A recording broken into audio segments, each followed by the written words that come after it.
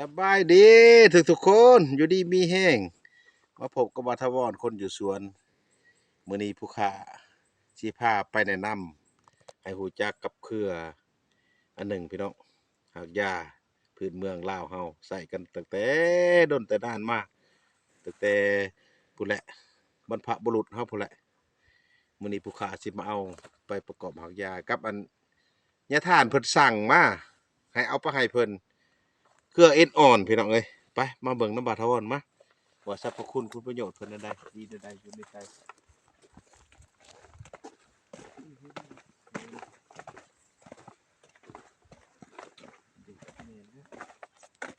แม่นแล้วแม่นแล้ว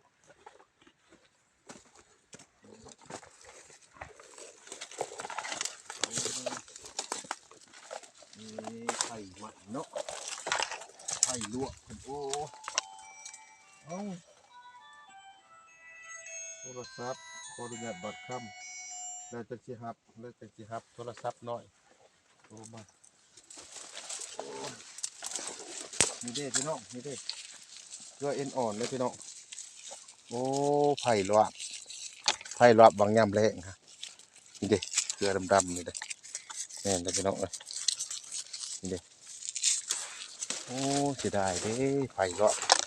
นี่เด้พี่น้องนี่เด้เกลือ นี่เด้อพี่น้องเด้อเกลืออ่อนๆนี่ใบเพิ่นนี่สิเป็นใบเหลืองๆมันสิได้นี่เด้นี่เป็นยางเด้อพี่น้องเด้อเป็นยางเด้อใบใหญ่ใบงามแท้ๆนี่คือยางหยอดปับๆนี่เกลืออ่อนๆอันนี้ใบแก่เพิ่นอันดำๆนี่ใบแก่เด้อสิเป็นหมอกไปสิเด้อสิเป็นกาบไปสิเด้อพี่น้องเด้อสิเป็นกาบไปสิเด้อ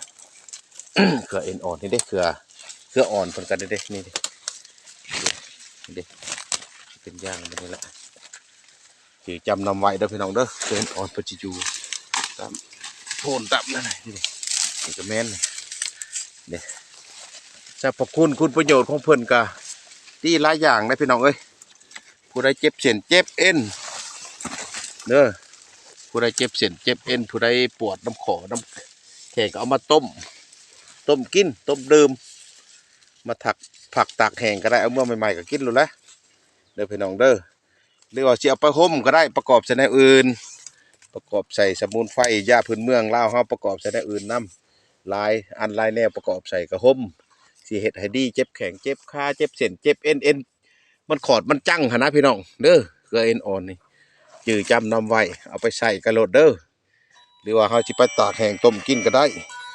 เด้อต้มกินตั้งน้ำสิเฮ็ดให้เหือแห้งเฮาสิเฮ็ดให้เส้นเอ็นเฮาไม้มาดอกพี่น้องสิคอยไม้มาเอ็นเฮาขอดเฮาจังเอ็นมันเข่งมันตึงหั่นนะพี่น้องเด้อผู้ใดที่เป็นเอ็นขอดเอ็นเส้นเอ็นมันตึงมันจ่องหั่นนะแล้วเอาเครือเอ็นอ่อนนี่แหละมาพานตากแห้งแล้วก็ไปต้มกิน เฮาสิใส่น้ำต้นเสี้ยวแหน่เครือตาป้าแหน่ประกอบใส่กันหาก็ได้เด้อพี่น้องเด้อปลาดงคอแหน่ใส่น้ำกันเด้อพี่น้องเด้ออย่าลืมเด้อถ้าผู้ใดเอ็นขอดเอ็นจังเจ็บเส้นเจ็บเอ็น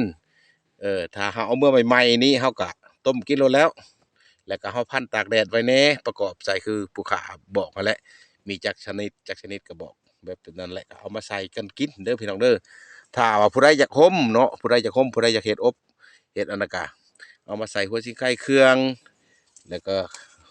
อันนั้นข่ามาตำใส่กันมาผักมุนๆแล้วก็ตำแล้วก็มาเฮ็ดอันเอาแผ่ข้าวห่อปกแล้วก็มานึ่งแล้วก็มาโพะใส่อันนั้นก็สิเฮ็ดให้เส้นเอ็นเฮายืดยึ่งขึ้นมาได้พี่น้องเอ้ยเอ็นที่เฮามันขอดมันจังมันขอดมัน